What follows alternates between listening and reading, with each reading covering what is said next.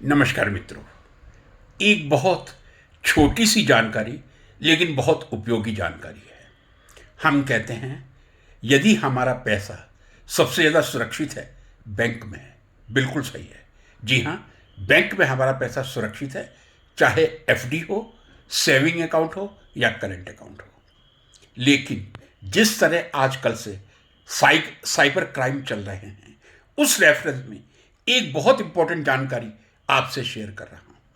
यदि आपका पैसा आपके बैंक अकाउंट में है, सेविंग अकाउंट में है, करंट अकाउंट में है, आपके अकाउंट में से अचानक पैसा निकल जाता है आपका मोबाइल हैक करके या एआई का दुरुपयोग करके। जी हाँ, यदि बैंक में से आपके अकाउंट में से पैसा अपने आप निकल जाता है, उसके लिए बैंक पूरी तरह जिम्मेदार है। बैंक उसकी गारंटी लेगा कि आपका पैसा वापस आ जाए।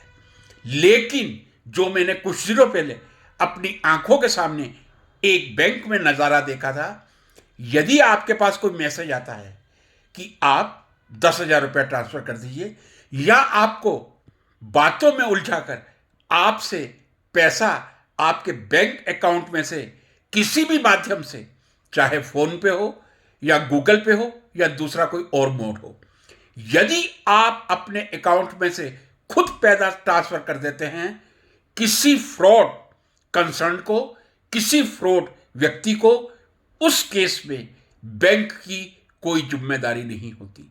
एक बार फिर ये क्लियर कर दूंगा, यदि आपका पैसा बैंक में है, सेविंग या करंट अकाउंट में, सुरक्षित है। यदि किसी कारण से आपका मोबाइल हैक करके या दूसरे एआई के हथकंडे अपनाकर आपका पैसा बैंक में से विड्रॉ किया जाता है, उसके लिए बैंक पूरी तरह जिम्मेदार है। लेकिन यदि आपको कोई कॉल करके, लिंक भेज के या किसी और माध्यम से आप बैंक में से अपना पैसा ट्रांसफर करते हैं, उसके लिए बैंक की कोई जिम्मेदारी नहीं है। वो जिम्मेदारी आपकी ही होगी। फिर आपके पास एकमात्र साधन पुलिस कंप्लेंट का ही होगा। सोचा छोटी सी जानकारी आपसे शेयर कर दूं। नमस्कार।